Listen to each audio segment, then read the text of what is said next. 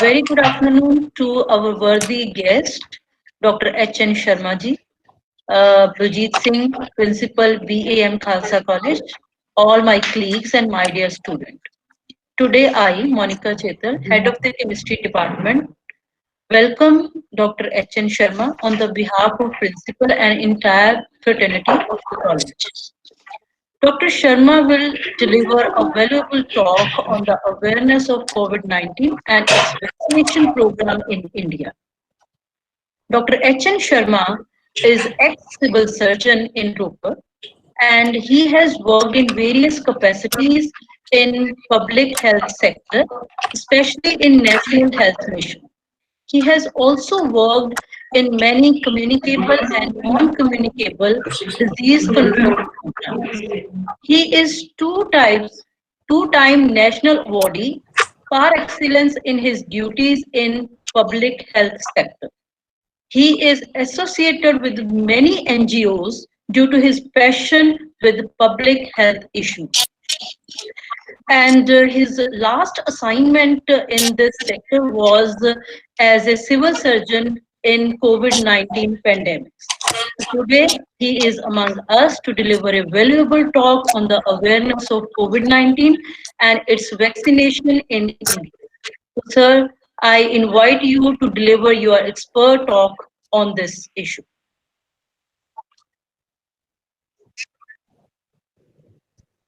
A very good afternoon, all online in this webinar, and I'm thankful to the faculty of the BAM Khalsa College, Garshankar, for having invited me on this much needed talk on COVID. I think I'm audible to all. Am I audible? Yes, sir, you are audible. So, I presume that I am joined by those people who know basics about the ongoing COVID pandemic, and I'll briefly give an bird's eye view of what is happening and how it all started. Ma'am, English language okay, or I should switch over to Hindi or Punjabi? Sir, you can use any language in which you are comfortable. Okay, it's okay. Okay. English is okay. Yes, sir. English is okay, ma'am. Sir, mix कर लो चाहे. It's up to you, sir. Sir mix कर लो पंजाबी च भी ते हिंदी च भी Okay. So first of all, we have a look at the genesis of this infection, or the so-called spurt in the cases which happened. See, it's very important to understand what a pandemic is, what is an epidemic, or what is an endemic. Anywhere when few cases are reported of any disease limited to a locality, we call it an endemic. When that spreads across many cities or a typical geographical location or a single subcontinent, we call it as an epidemic. Any disease which spreads throughout the globe across the borders of these countries, involving all which encountered the disease, it's called a pandemic. What happened in the, I'm taking you back in the year ending 19, in 2019, in the month of December, some patients were presenting in the hospital of a Chinese city known as Wuhan, where people were reporting with a mysterious sort of pneumonia. As we know that pneumonia is a common illness anywhere in the country, anywhere in the globe. The patient complains of cough and fever, and these patients usually respond to the protocol of agreed treatments. But these people in Wuhan didn't respond to the commonly used protocols of medications. And they were later identified to have a new causative organism, which was not a bacterial, which was not a fungal, but a new virus, which was labeled as COVID-19 later on. It's important to understand as to what is meant by novel COVID infection. So this is a disease caused by a class of viruses which is biologically grouped into coronaviruses. But this virus had a genetic makeup which the science didn't know earlier, and the name given was novel coronavirus. You were all science students. The genetic makeup, RNA and DNA, and whatever the genetic makeup of the virus is, it was unknown. So, as it has happened, the Chinese government didn't share much with the outside world. Even WHO was not informed. Probably it was understood, it was conceived by them that it could be a simple infection. But the gravity, the infectiousness of this virus was realized when it spread across the frontiers of the Chinese border, and as on today, it is prevalent in all the countries of the world. And on 30th March, WHO declared it to be a pandemic. So by now we know that it is caused by a virus which is labeled now as COVID-19. Now, how does it affect a person? Once anybody who is infected by this virus, he will develop symptoms after an average period of 5 to 6 days, which technically we call as incubation period. So this 5 to 6 days is average, maximum is 14 days. Up to 14 days, the patient will present with symptoms like fever, like cough, and general malaise. It's very important to understand that about 80% of the patients who are infected by this virus maybe is asymptomatic, that is, they do not develop any symptoms and they pass the virus to others. Only 15 to 20% may encounter mild or severe disease, and these are the people who are having already some disease, some coexisting disease, which we technically call as comorbid, like it could be asthma, it could be a renal disease, it could be a liver disease, or it could be some other neurological disease or stroke or hypertension.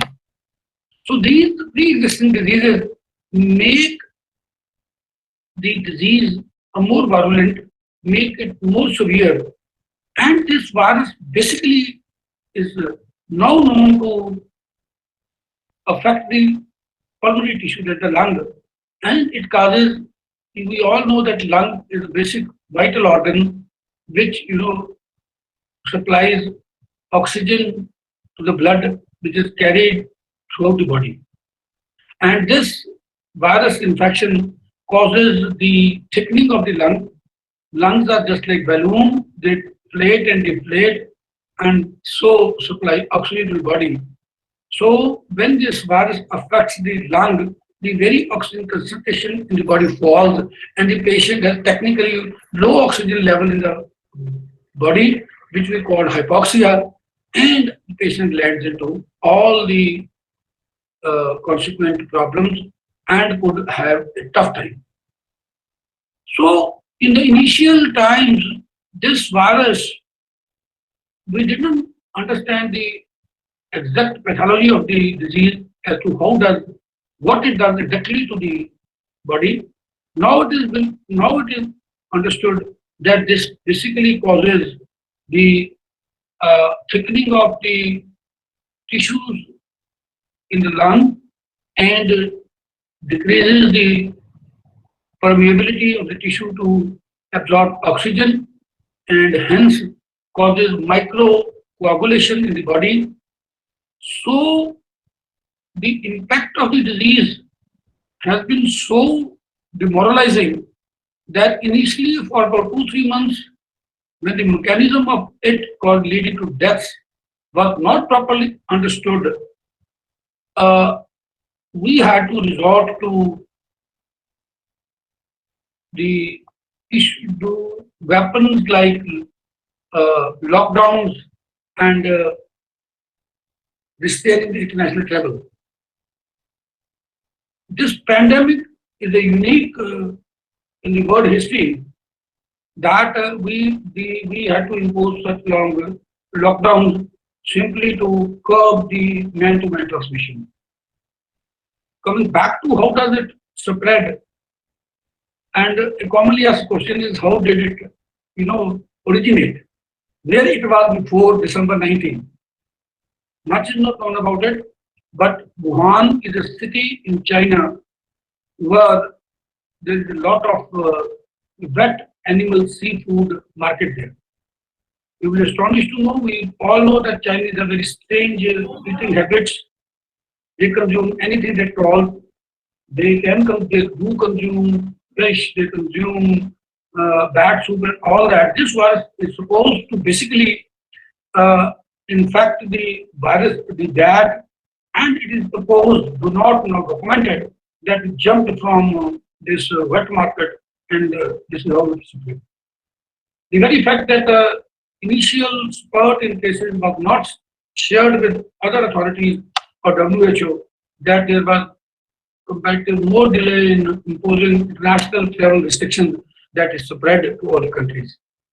This virus basically spreads to droplet infection. What is meant by droplet is, suppose somebody is infected the virus, by coughing or sneezing, he will exhale this into the surrounding around it, and it is proposed that when you sneeze, the crucial distance to which a droplet can be significantly problem for the public health point of view is about 2 meters, what we call 2 yards. So these droplets, they settle on inanimate surfaces. They can infect your table, they infect your books. These droplets fall on your mobile phones, on anything which you use, which you commonly share with your friends or your family members, and it is how it is transmitted. So understanding how the coronavirus originated, how it causes the illness and how it spreads would lead us to understand about what precautions we need to curtail its spread or getting infected. Now, number one is that, as I discussed, it is basically a droplet infection. When you cough or sneeze, it will spread. So first of all, that we must wear the initiations have been, the postulations have been that we must wear masks so that the droplet generation is minimized or almost negated. Number two is that we must sanitize our hands repeatedly so that when we happen to touch a potentially infected surface, we do not infect our body. The basic portal of entry, mechanism of entry into human body has in many cases, most of the cases have been proved through mouth or through the eyes. It's very important that you repeatedly wash your hands with soap and water. When soap and water is not available, you may use alcohol-based sanitizers, and you do not touch your face, mouth and eyes at all. We are in the habit of fondling with our nose or our mouth or our eyes like this. We should avoid it. Two is, one is masking, number two, repeated hand washing. Next is an appropriate distance to curtail encounter with the virus when a patient sneezes or coughs. So we maintain a distance of about 2 yards or 6 feet, what is now commonly called in our colloquial language is 2 gaj ki duri, so that the virus is not the droplet in the form of droplet, the virus doesn't reach you at all. And of course, another thing has been when anybody has to cough, you need to exercise cough etiquettes. Like instead of coughing right into the air around you, one can cough into the crook of your elbow like this, and so that it doesn't separate you. And most important thing is if anybody is unwell, as I discussed already, that many of the patients, about 80%, will never develop a symptom. They will be asymptomatic. So the only method by which we can know that somebody is having this disease is by laboratory investigation. There is no way that anybody or any doctor or any person can look on the person and label him as having coronavirus, because the symptoms of this disease is just like other flus which are non-COVID, but normal respiratory tract, upper respiratory tract infections like cough, headache, mild fever, loss of appetite, loss of smell. These are the common symptoms which overlap normal viruses and COVID infection. So this is what organism causes this disease, from where it originated, what are the mechanisms through this enters the body, and what do we need to do to protect ourselves from getting this infection. It's very important to understand that you being college students, many of us are from village background. We are a asset, we are a source of information, scientific information to our brothers, our resolved in the village, in our area of influence, so that we can deliver these scientific facts to them and tell them to observe these 3 key messages of repeated hand washing, preferably with soap and water or with alcohol-based sanitizer, masking, maintaining a social distance, and staying at your home when you have suggestive symptoms of common cold and fever. And topmost importance is that we need to get tested as soon as possible. Initially, there has been a lot of resistance when we have experience in public health. There has been a lot of resistance due to rumors. People don't get tested. And getting tested has been so important that once you are tested, in time, there are 2 benefits.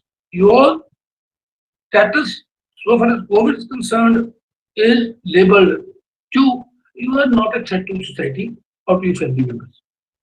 So once anyhow somebody tests positive, nothing is there to get alarmed. One has to isolate. The Punjab government has now home isolation protocols. We make the people comfortable in the houses, give them a home isolation kit which contains some medication and directions. You have to be under surveillance,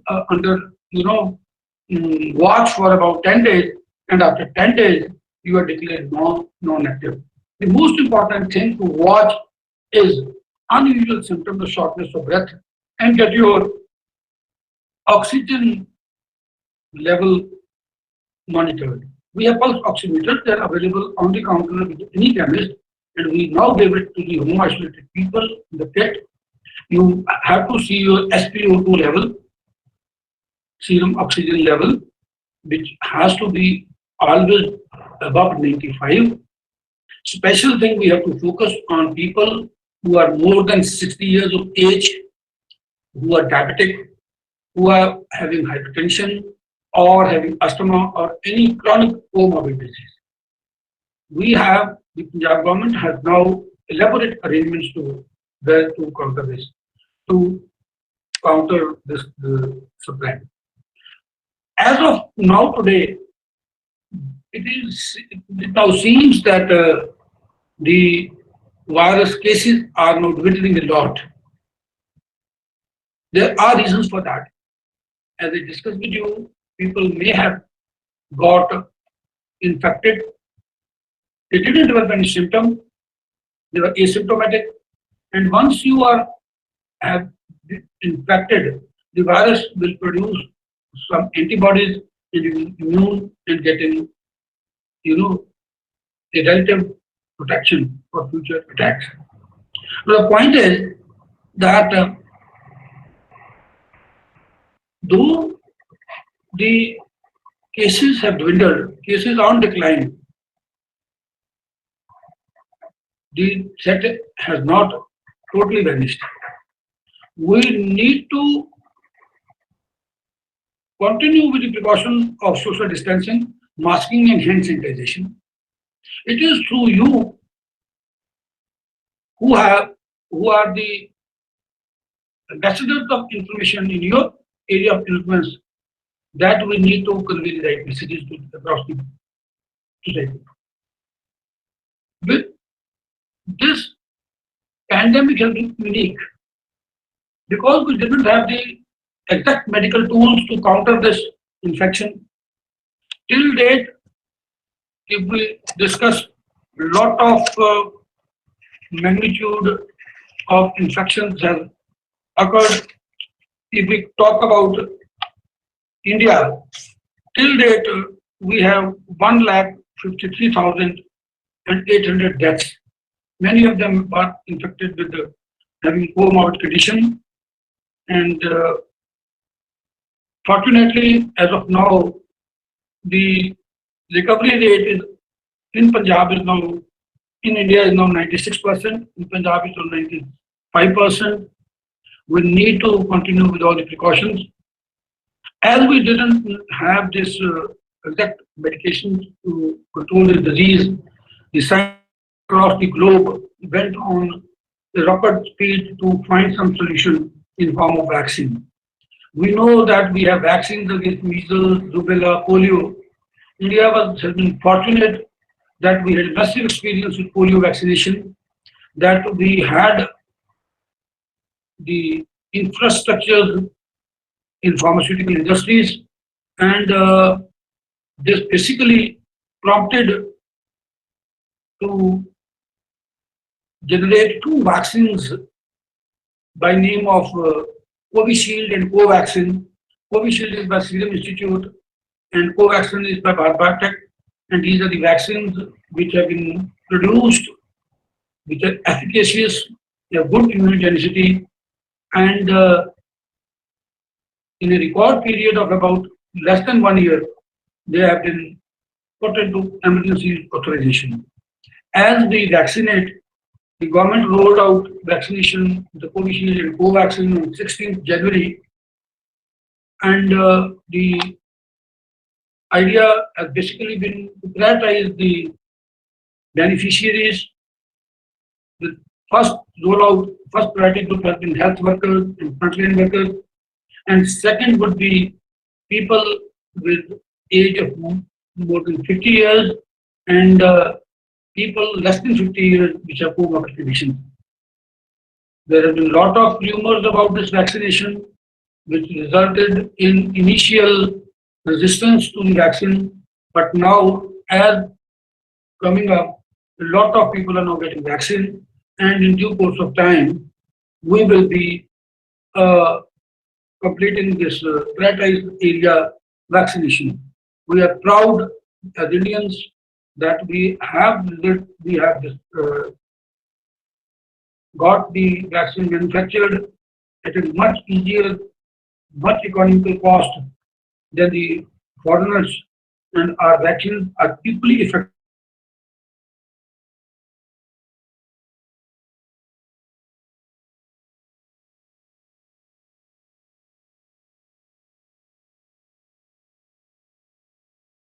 Procedure for vaccination, there is a COVID app for that. You need to register for that, and after registration, you need to on kind of registration, you need to provide a photo ID in form of your iCard, your voter card, or your driving license, or any other authorized government document. When you get a vaccine, there are very minor side effects in some people, like pain at site of injection and slight fever, or other, which happens with all the vaccines. And you get 2 shots of the vaccine at an interval of around 4 to 6 weeks. We have 28 days. And as we get on to vaccinating the predetermined priority sector, and we continue to observe the key messages of repeated hand washing, social distancing, and masking, we can see the ushering in of the end to this ongoing pandemic and restore our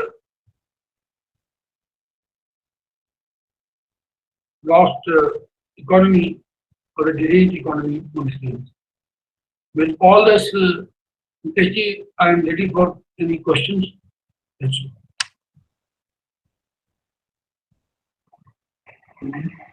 Ask the question. If there is any question from Any question? anybody, you can ask.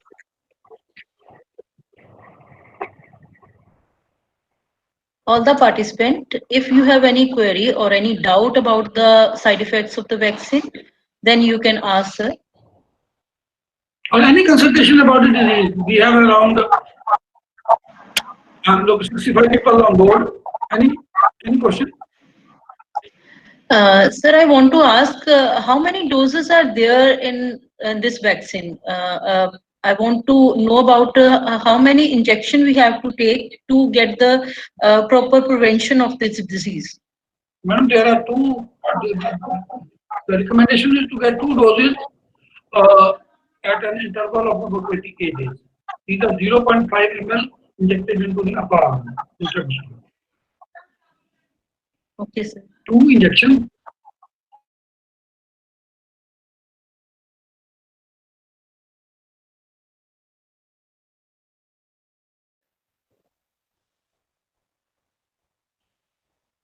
So, at the end, on the behalf of the principal and the entire fraternity of Babbar Akali Memorial Khalsa College, I give a really heartfelt vote of thanks to our worthy speaker, Dr. H.N. Sharma sir, who has spent the busiest time of his life gracing this occasion.